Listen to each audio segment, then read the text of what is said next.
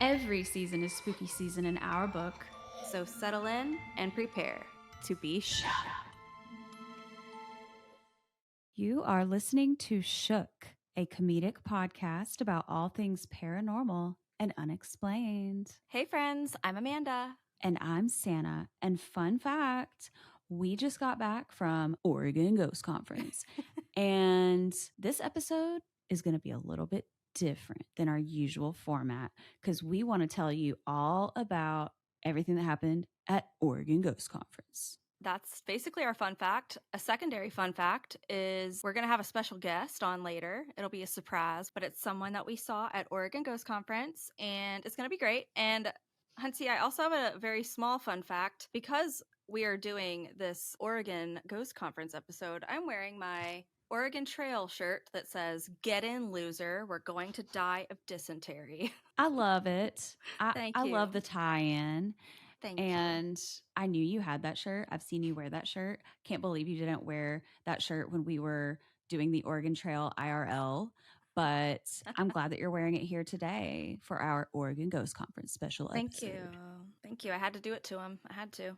So when I say Oregon Trail IRL, I really mean Oregon Trail IRL.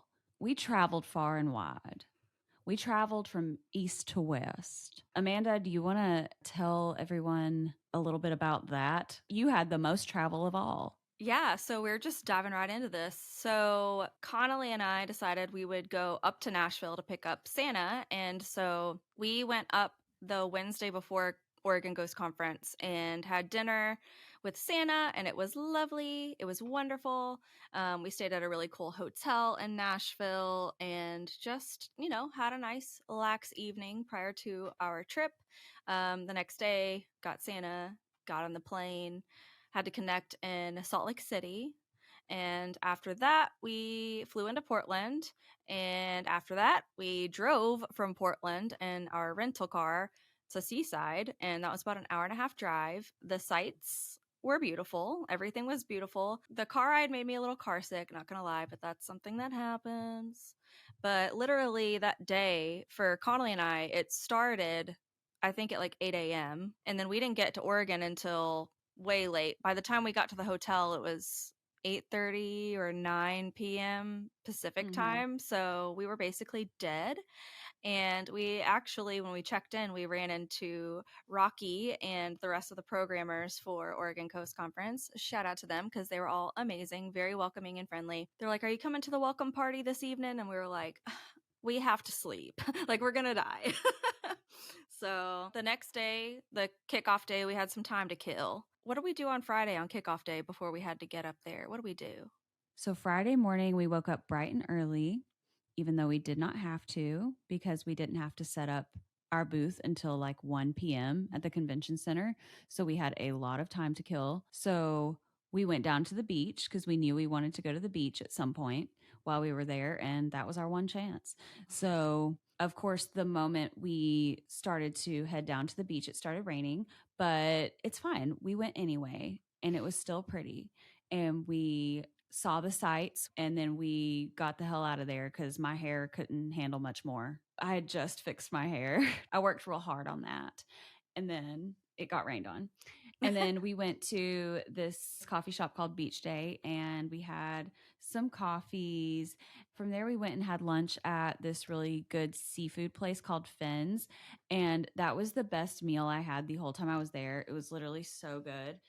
And then finally, we were able to go to the convention center and start setting up our booth. But before that, we had to go back to the hotel so I could fix my hair again.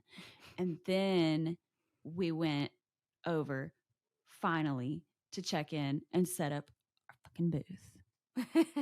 Yeah, Santa had these really cute clip-in bow situations, and I went in there and I smoothed things over because that humidity, it's not the heat, it's the humidity. It was giving Frizz City for both of us, and I just brushed mine out. I was like, screw this, whatever, it's fine. Yeah, I really enjoyed the beach. It was gorgeous. It's a shame it was misting the whole time we were there, but it's fine. There were lots of seagulls that I kept trying to imitate, but my range is only so high. but it was still fun. And fun fact, a seagull came about 6 inches from taking a shit on me. So that was fun. He was like, "Boo, get off the stage." He said, I'm sick of it. I'm tired of hearing it. So the next thing was we got to go set up our booth at the convention center, which was literally right across the street from our hotel. Very convenient. Thank goodness, because we had a lot of heavy stuff to carry. We got there, met with Kristen at the sign-in desk. Shout out to Kristen. She's awesome. And she was like, "You guys are right here." And I was like, "What?" Because we got prime real estate. Depending on which entrance you came in, we were the first booth you saw. And so we got situated. We realized that our neighbors are also podcasters. They have a podcast called Dead Rabbit Radio. They're really cool. We got up all of our merch, set up on the table, and I don't know, man. It was pretty crazy that first day. I feel like it popped off pretty quick. And we had a lot of folks come to our booth at the beginning, which was really neat.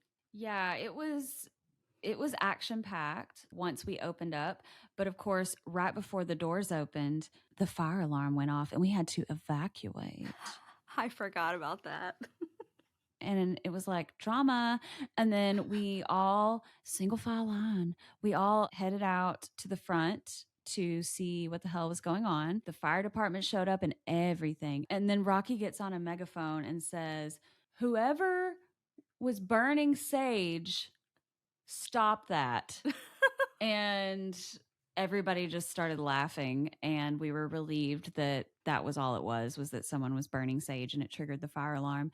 And the firefighters thought it was funny, and then they went in and inspected everything and they were like, "Okay, bye." Well, okay. So I didn't know that they were going to come. I thought that maybe they shut off the alarm right before that would get triggered, but no, they Mhm. showed up and they meant business. They were here to take out whatever the threat was. And so, Yep. one thing about me, I apologize for things even when they're definitely not my fault. So, the firefighters are leaving and I'm like, "Sorry you guys had to come out this way." And then I was like, "Oh no, I'm not trying to implicate myself. I didn't do this." But the coolest part, Santa, about that whole thing during all of the drama with the firefighters coming and everything, that's when we finally got to meet our listeners, Katya and Nick, for the first time. Mhm. Shout out Katya and Nick. Katya gave us really awesome gifts that she made. She printed out a digital copy of this art that she made of two ghosts sitting in a chair having their coffee. It says "shook" on the top, and some other cool little gifts. Got some coffee and tea. It was awesome. Mhm. And then we got, Stickers. yeah, stickers. And then we got separated from them because we had to go back in and get our booth set up. And yeah, I guess that's really when the floodgates opened and everybody started coming over. And I just have to say, everybody that we met was so kind. Everybody was so nice. Yes, everyone on both days was so nice. Mm-hmm. But yeah, on that first day, it really was like floodgates. Like we were just kind of going until it was over. And we met so many different people, so many different vendors, so many different people that were there to just enjoy the conference. On the first day, we gave out almost all of our friendship bracelets that we brought Yeah. with the intention of giving them away. Yeah, we went a little hard in the paint. I would say we probably didn't get to give one to everyone we wanted to at the whole conference, but we did our Yeah. best. And yeah, it was literally over so fast because we were just so busy. We were. Before we were done for the day, we ran into our friends, a ghost hunting team. They call themselves the Spirit Hunters. They were also on a show called Ghost Loop that you can stream on Max or Discovery Plus.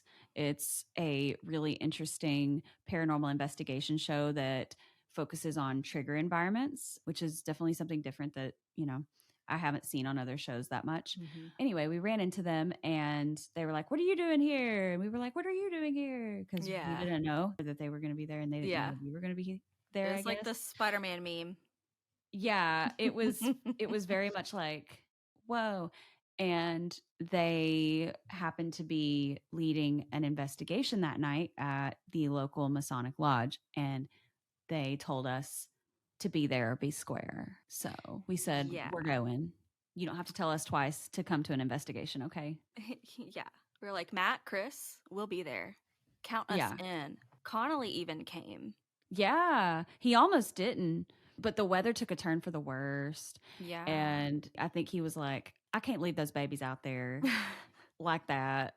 And then he came back to kind of just to save us. But then we were like, just stay and do the investigation. And then he was really glad that he did because at the end he was like, I'm glad I stayed for that. That was fun. Oh, but before we even did that, we got to have sushi with Katya and Nick for dinner. That was fun. It That gave was us good. gave us fuel for the night ahead. But if I'm being completely honest, Santa, while we were at the dinner table, I didn't get sushi. I got chicken teriyaki. And I'm sitting here eating my delicious chicken teriyaki and I'm fading out. I don't know if I can handle this upcoming investigation of a Masonic Lodge.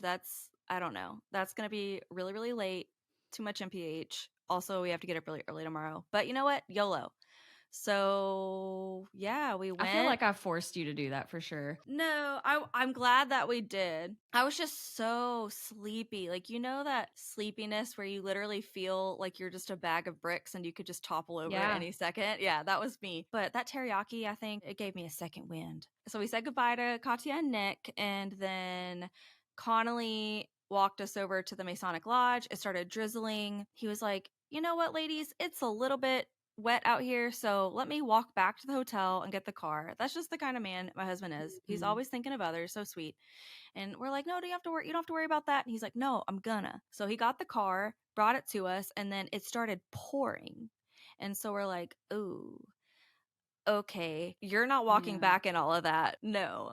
Unless you have Noah's Ark, you're not going. And so he Mhm. decided, you know what? I'm going to take a chance with these spirits and I'm going to sit in on this investigation. And I'm glad he was Mhm. there because I definitely got scared in there a couple different times. Should we dive into our experiences now or when we have our special guest? I think we should probably revisit this when we have our special guests. So, for those listening, we're saving the grand finale to be us going through the things that actually went down in this investigation, the scary stuff, because there Oh, was yeah. some scary stuff.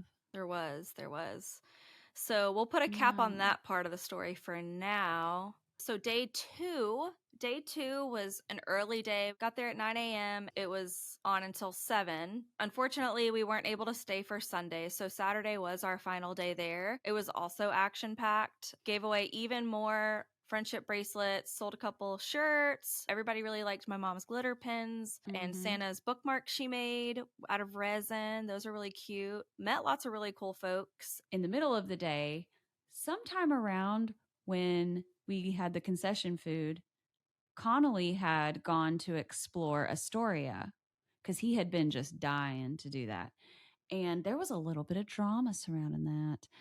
He went off the grid for like an hour. So we had a little bit of worry. There was a little bit of, oh my gosh, what's happening? Yeah. So, okay. He came over to our booth, said, hey guys, I'm going to go up to Astoria and explore, and I'll see you guys in a little while. And we're like, okay, cool. Well, I have his location, obviously, and I'm checking it. And at one point, I get a text that says, about to have lunch in Astoria. And I said, cool. And an hour goes by and he doesn't respond to my text. And I sent him another text that says hello and it doesn't mark as delivered. And I'm checking his location the whole time and it's just saying like no location found. And I'm like, oh my God, this is not cool. And so Yeah.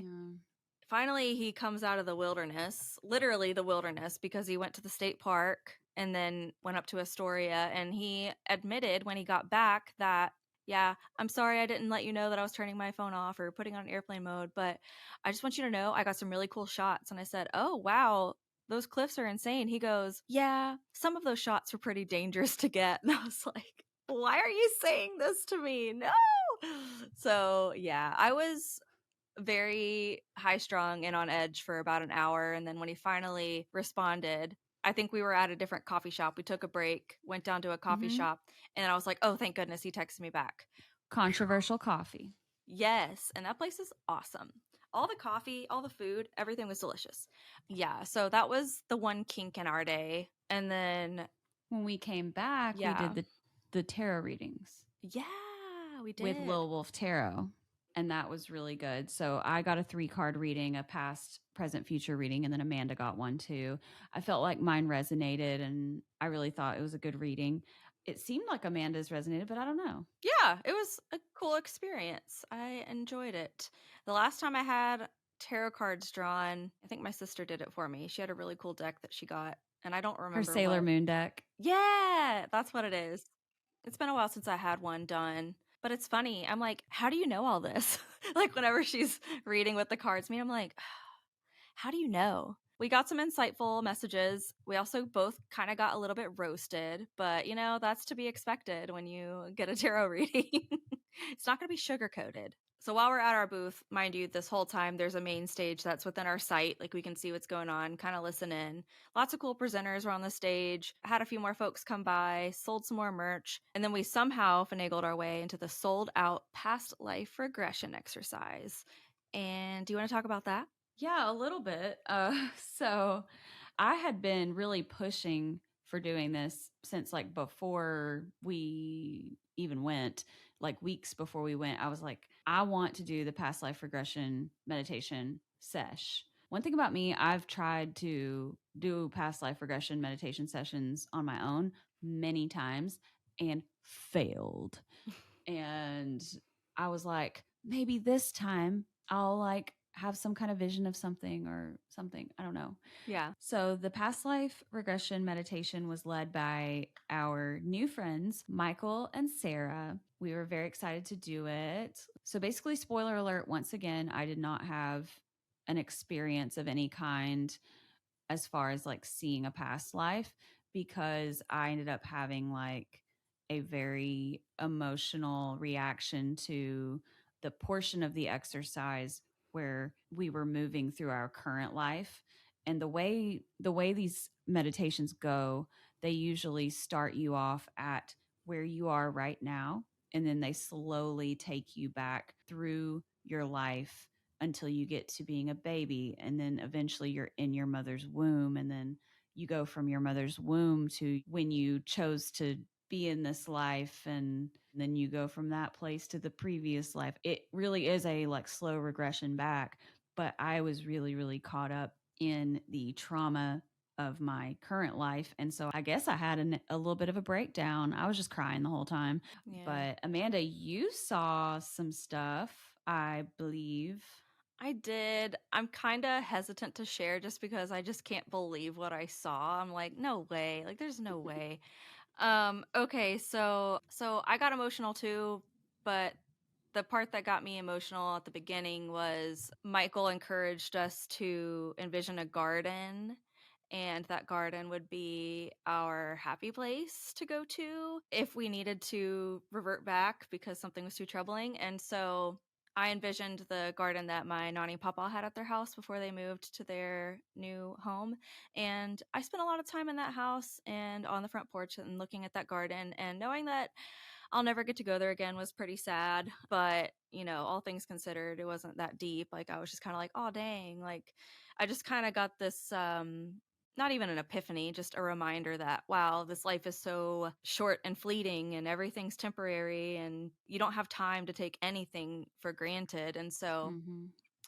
that just kind of got me in my feelings. And then for once in my damn life with my ADHD, I was able to fully focus on what Michael was coaching us through. Sarah pipes in and she's like, okay, we're now going to a past life. And I was like, oh my God, I could feel my eyes like going back and forth, like for real dreaming. And so I was like, whoa. And the first thing I saw was just really bright light. It was super bright light, and I realized I was looking at the desert sky. And then I started to put two and two together as for where I was, and I looked down, I see sand, and then off in the distance I see pyramids. I'm like, "Oh my god, this is so cliché," but my whole life I literally have been fascinated by ancient Egypt, like hardcore. It's like one of the coolest pieces of history in my opinion, and I've always been drawn to it. So that's why I thought that this was like a little bit too convenient. I say convenient, but then she said, "We're going to go to the moment of your death." And I'm like, "Oh God." And I realized not only is there sand and, you know, pyramids, I realize I'm like right by the Nile River. And I guess I'm trying to wash my clothes or something. And all of a sudden, and guys, I know that this sounds crazy. A crocodile came out of the Nile and grabbed me and pulled me under. And I remember I put my left hand out, and then it was over. And I was like, "What?" Like a crocodile literally got me and drowned me. Like one thing about me is I'm obsessed with reptiles. I think they're cool as hell, especially snakes, but crocodiles and alligators, caiman, all that, that's cool too. I'm like, "Really?" One of my favorite, you know, kind of animals decided it was going to eat me, have me for dinner one day, and that's how it went. So, I don't know if I trust my own mind. I think there's a level of letting go you have to do when you're doing a regression. I literally did that. My brain just took me where it wanted to take me, and I don't know if that actually happened to me, but if I end up having a more intimate setting where I can have another past life regression where it's just me and the hypnotist, like if I go back there again, then that might corroborate it for me, but I don't know. There were some really cool stories though, Santa. Do you remember? Yeah. So, Sarah's a medium, and as we are all going through our own personal journeys with our heads down on the table, she starts signifying to the group that she has like imagery of certain things. And one of the things that she said was, she's like, "Let me know if this resonates with anybody. I see a big eye, like a very bright golden eye. Like it's almost like a dinosaur eye." And this woman goes, she was like, "I was a dinosaur in my past life." And I was like, "No freaking way." And there were so many other instances where someone in the group raised their hand and said, "That was me. That was me." And not only that, another woman in the group with us, she said that in her past life regression, she got taken by a gator in the Mm-hmm. swamps of Louisiana. And I was like, Bit her leg off or something. "What?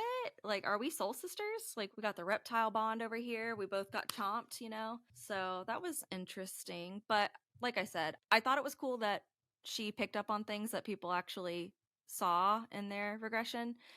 But it was a really cool experience. Whether I, believe what I saw in my own brain, I don't know. That's still TBD. But it was definitely an interesting experience. My stomach was also growling the whole time because I needed to have some shrimp.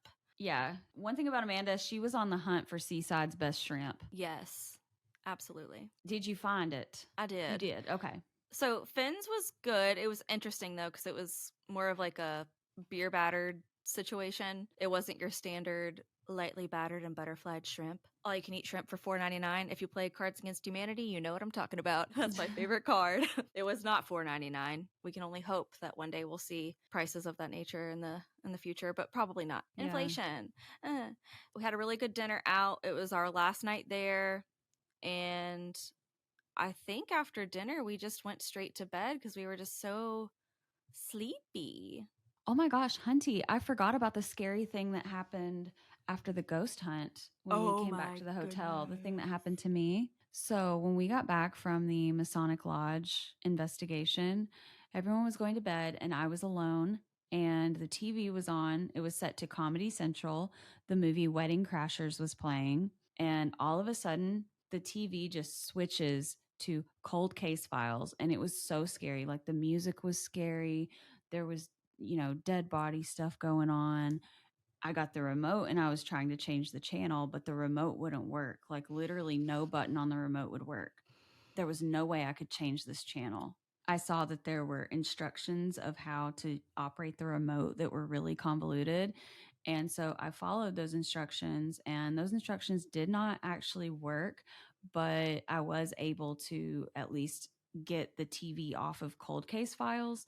I don't know what I even ended up on, but I just like let it play and went to sleep because I was just happy that Cold Case Files was not on the TV anymore. But that whole thing was weird, and I don't know what that was. That was scary. And full disclosure, Santa was texting me asking if it was me or Connolly operating our airplay or whatever. But I didn't see the text until like 8 o'clock the next morning. And I was like, "Oh no, it wasn't me and it wasn't Connolly. We were literally in comas." And so, dare I say, it had me a little bit shook. That's crazy that that it worked for you to turn it on, but then it wouldn't work as the shenanigans were going on. That's so weird. And when we were at dinner with Katya and Nick prior to this happening, we were talking about cold case files and forensic files Yeah. a lot at dinner. Like, Mm-hmm. so what are the odds out of all television programming. That's what gets stuck on your TV. Mm-mm. No, Somebody ma'am. wanted me to get scared and it worked. So, Yeah, it did. yeah. So yeah, we got up bright and early on Sunday. Unfortunately, like I said, we couldn't stay.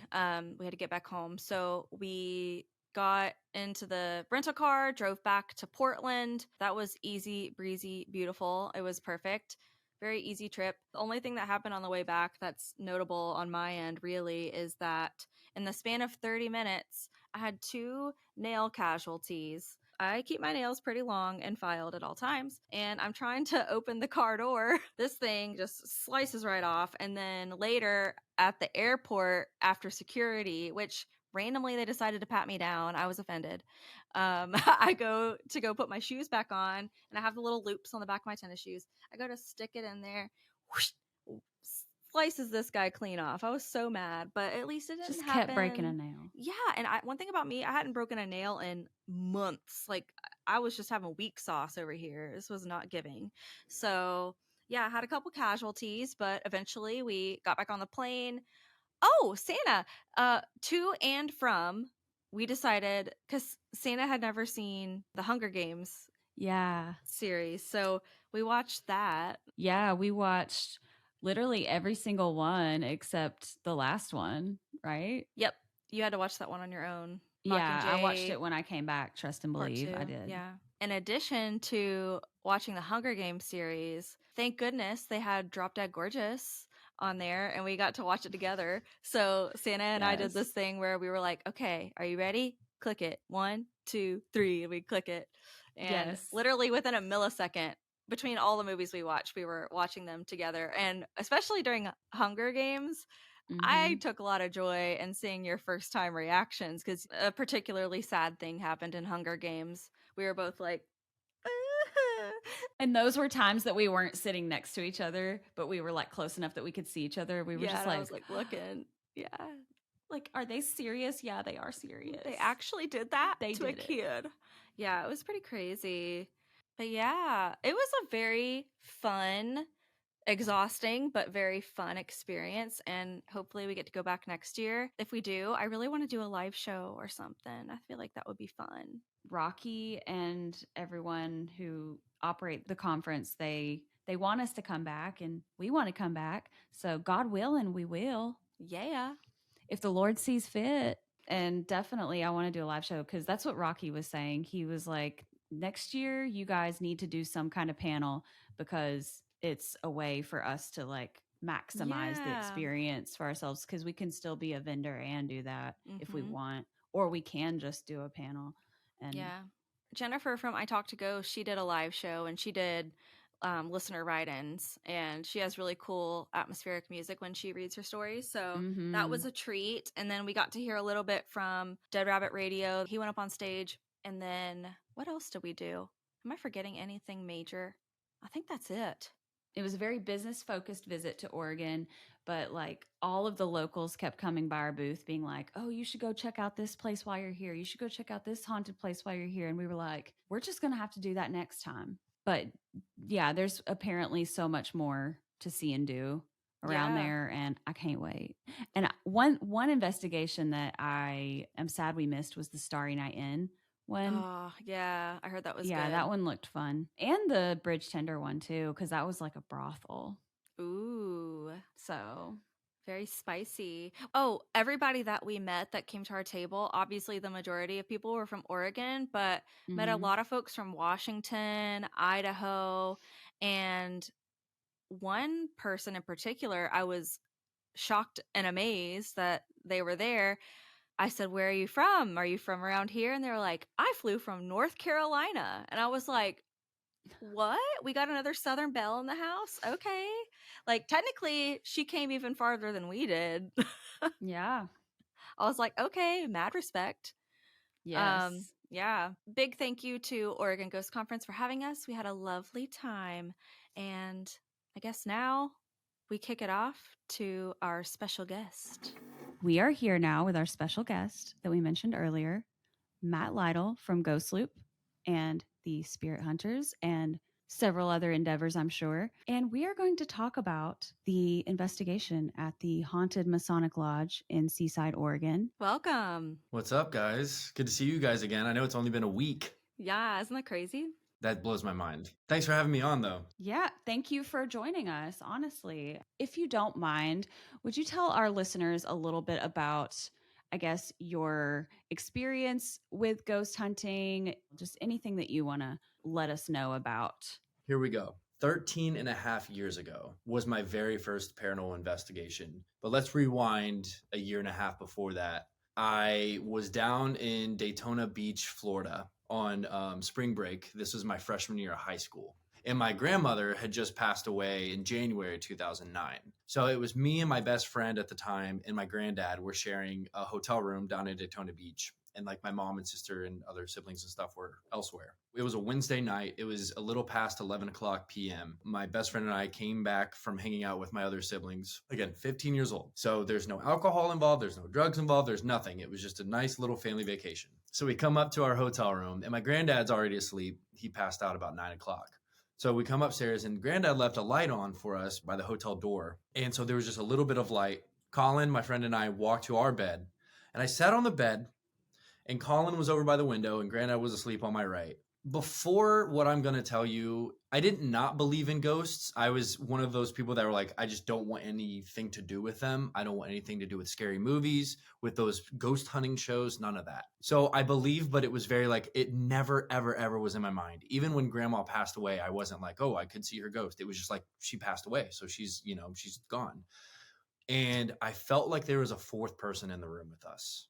And I was like, okay, what is going on? And I looked over at my granddad. He's asleep on his stomach, like with his head on the pillow. And my grandma is there rubbing his back. And my grandma passed away about 76 years old. She died of Alzheimer's. She was smaller, probably like 5 foot, hunched over, just very weak looking. But in her heyday, she was 5'8". She was a beautiful woman. And that's what she looked like. She was taller. She had more meat on her bones. Her hair looked very thick and beautiful, and she was just rubbing his back, and she looked over at me with like this little smirk, like everything's okay, I'm here checking in. And so I didn't, so eyes watered, just full body chills, you guys know how it is. And I looked over at my friend. I was like, holy shit, Colin, like I just saw Grandma Gwinnett. And he was like, I don't know what you're talking about. And then I explained, I was like, dude, she was right here. And I'm not kidding you. That changed the way I looked at planet Earth. I looked at religion. I looked at spiritualism, everything. And so that hit me so hard. And I was afraid to, share this with granddad. I was afraid to share it with my mom even. I tell my mom everything. And when we were driving, because being from the Midwest, you always drive down to Florida. I don't know why people don't fly. But so driving back up to Indianapolis the next day, I didn't tell my mom until we were at Louisville, Kentucky, which I'm from Indianapolis. So Louisville's about an hour and a half south, and the drive is like 17 hours. So we're traveling for 15 hours. I'm sitting here just like not sure what to do. And finally, it was like late at night. We were going to get home at 1, 2 a.m. And I just told my mom, I'm like, look, I got to tell you something. And I was like, please don't think I'm weird. Like, please don't tell anybody. I don't want people to think I want attention, any of that. And she was so happy to hear. She's like, you need to tell granddad. She's like, he would appreciate that. I'm like, no, people think I'm weird. You fast forward 15 years later, here I am like, that's right, I'm the weirdo. Like, all of us, we don't care anymore. Yeah. But that was my first experience was seeing grandma, and just the fact that it wasn't right place at the right time. I knew that she showed herself for a reason. She got the energy somehow, some way to show to me specifically. And then, a year and a half later was my very first ghost hunt. And that investigation took place down in Kentucky at a really old cemetery called Casey Cemetery, which, man, what a great place to have your first investigation, a freaking scary haunted cemetery at 16, 17 years old. And we caught something on the thermal, we caught an EVP, and even the professional investigator we went with from Southern Indiana Ghost Hunters, great guy, but he wanted to leave early because he was freaked out. Like, there was weird stuff happening. Our next ghost trip, Sannah, we're going to go up to Kentucky. Yeah. What you said about never having done an investigation and not knowing how to get into it, that was literally me at the conference, because I have never done an investigation. So what? No, I've never. Like, before that? No. I mean, I've Oh, used a Ouija board by myself and had communications, but I've wow. never gone on an official ghost hunt or an official investigation anywhere. Like, I've only used a spirit board. Interesting. So, like, my whole interest in the paranormal is mainly in like research and learning and history, but like we really do want to get more into actually investigating and stuff because it was really fun, honestly. Oh yeah. I'd only ever been to one before. Really? I Yeah. would not have guessed that. I would not have Yep. guessed that. I Yeah. mean, trust me, like you can tell people who haven't been and who have. I think as you can like continue to investigate, you're going to hone in what exactly your abilities are. I mean, I'm still doing the same thing and I've been doing it for 13 and a half years. That's amazing. I had no idea. That's new information to me about both of you guys. That's Yeah. Yeah. cool. That's awesome. I'm kind of shook. Had to do That's it. right. Okay, Matt, the Mhm. clairsentient guy you are, can we dive into first and foremost how you figured out that this Masonic lodge was haunted and what made you and Chris want to pull the trigger on doing that particular building? The honest answer is the owner of the ghost conference told us that that building has only been investigated once and it was the year before. That's kind of the assignment we were given. I'm glad we were because as many locations as I've investigated, I do like investigating places that have rarely been touched by paranormal investigators, ghost hunters, or even urban explorers who just go in and kind of open themselves up, which that's a whole nother topic, the categories of Mhm. investigating. I did research of the place and I couldn't find anything. Like I couldn't find any history. We were going off of land. We were going off of Freemason history and also what Ghost Storia, the paranormal team who investigated it a year before us, we were going off what they encountered. So, and I do take pride in knowing the history of a location before I go in because that's when you get the best results. If you really want to get results, but also find answers and help people or whatever it is, you have to know what happened there. And that's why I like bringing in psychic mediums as well. There was a medium that was standing near me and he said, "It's on the ceiling." And I was like, "What?" And I grabbed my EMF detector and I waved it up by the ceiling. And lo and behold, it beamed all the way up. I said, "Oh my God." It was terrifying. I was like, what Yeah. business does this entity have crawling on the ceiling? Oh my gosh. It's funny that you bring that up because when I walked in, something kept telling me to look up. I felt the same upstairs as well. And we were hearing noises. And of course, it's an older building, it's an open ceiling. So are there birds? Are there bats? Are there raccoons? Giant rats? Maybe. But yes, Hopefully not. probably. What do you guys think though? What did you feel when you walked in? What did you think of when he told you that about the ceiling or both ceilings? Like, yeah, what are your thoughts? Well, okay, from the jump, I felt uneasy. So while we were all gathered round in a circle downstairs before we parted ways and went upstairs with you, I kept feeling like my head kept getting like pushed back and I kept like losing my sense of balance. And that kind of happens to me anytime I go to a haunted place or whatever. I didn't say anything to anybody, but I just got really, really, really cold. And then one of the other psychic mediums that was there said, "I'm feeling like my equilibrium is off." And I was like, "Wait, what?" Interesting.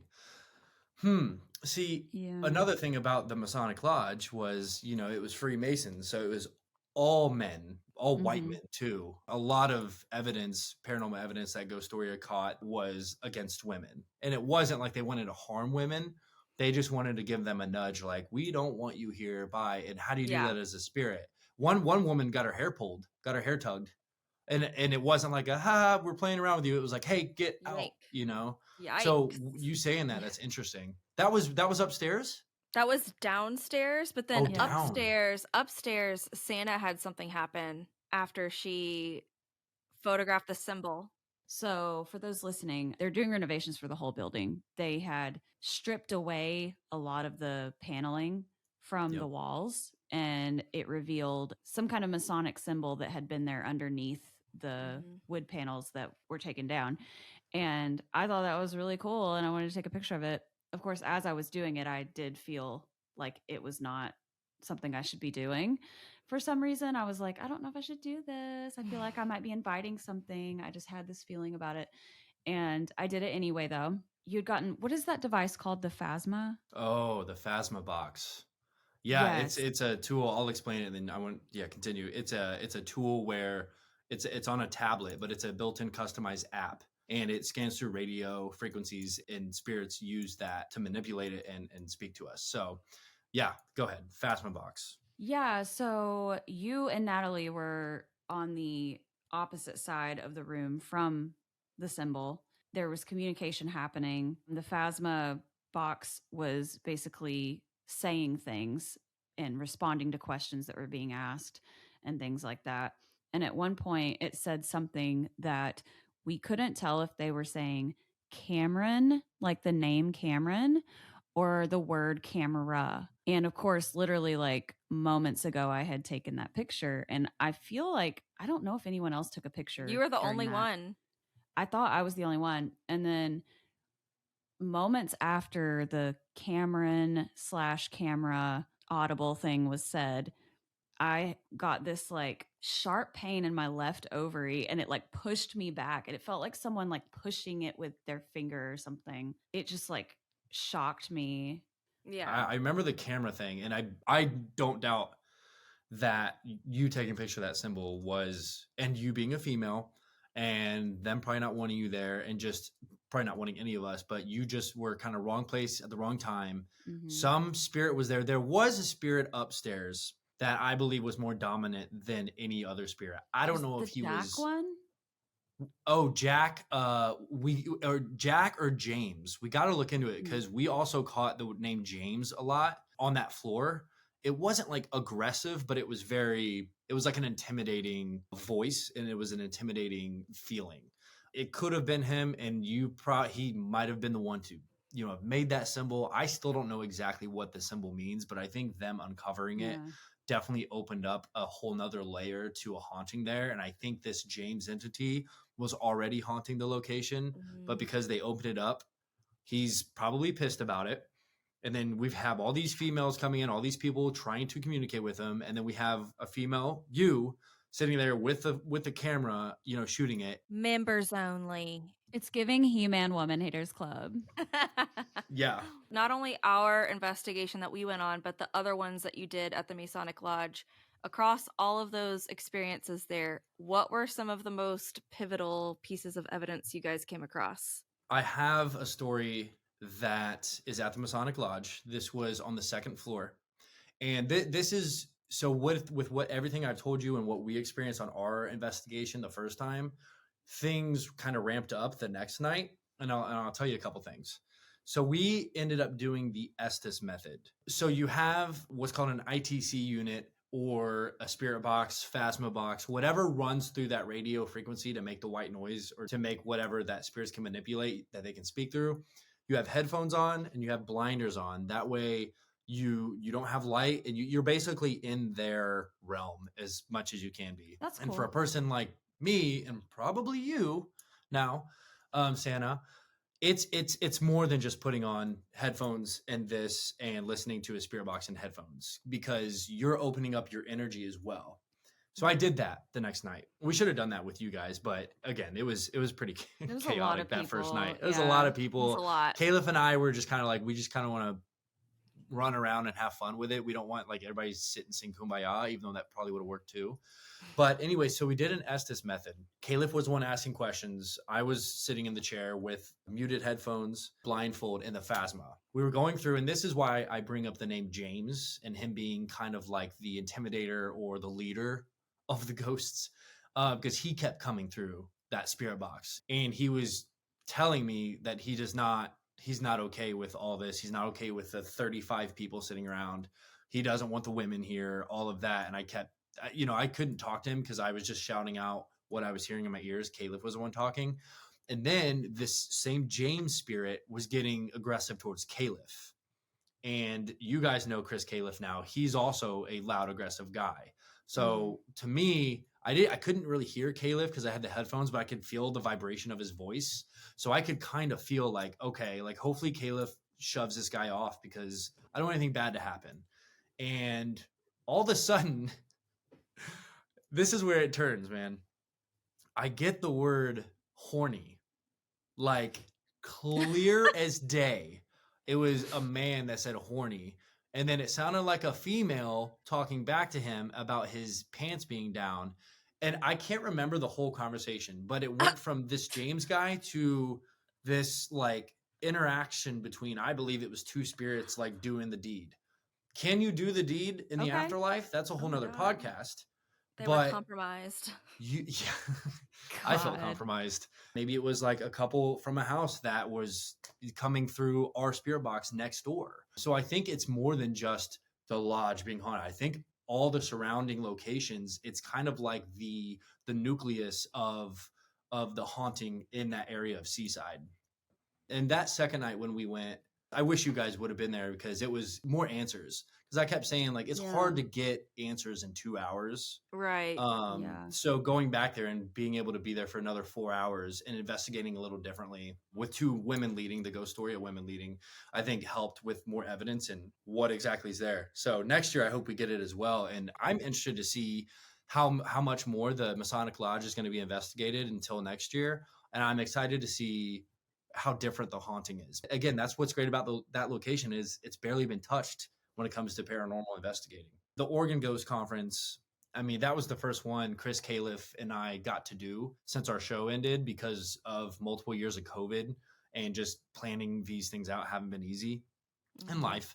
But Yeah. it was a very well organized conference. Rocky, who owns the conference, is an amazing man, very creative, very open to any creative ideas. He brought in a lot of good people and like you guys, and you saw the video I made on Instagram. There was even more than that that I just shout out and just like, you guys were so awesome. Like no one was trying to troll. No one was trying to cancel anybody. No one was trying to one up anybody that like my theories of the paranormal are better. It was just, we were all there to have fun, to investigate Seaside, Oregon. And I had an absolute blast. And there's a reason we're sitting here talking and we're going to continue a relationship. And it's because you guys are awesome. And you guys like paranormal. And now that I know you guys are kind of green in the investigating world, like, oh my gosh. Yeah. And before we go, do you want to assist us in our little like closing thing that we do? Please, yes. Well, everybody, I guess that's our show. And until next time, stay shook. Thank you so much for tuning into Shook. New episodes of Shook drop every other Wednesday on YouTube, Apple Podcasts, Spotify, or wherever you love to listen to your favorite podcasts. For more information on today's episode, please check out our show notes. And until next time, stay shook. do you have a personal paranormal encounter you'd like to share with us? If so, visit our website, shookpodcast.com, and fill out our contact form. Or send us an email at shookparanormalpod@gmail.com. And one last thing, friends, Shook is a 100% independently produced podcast. So please consider supporting our show by either leaving a review or contributing to our Patreon page. You can find that at patreon.com/shookpodcast.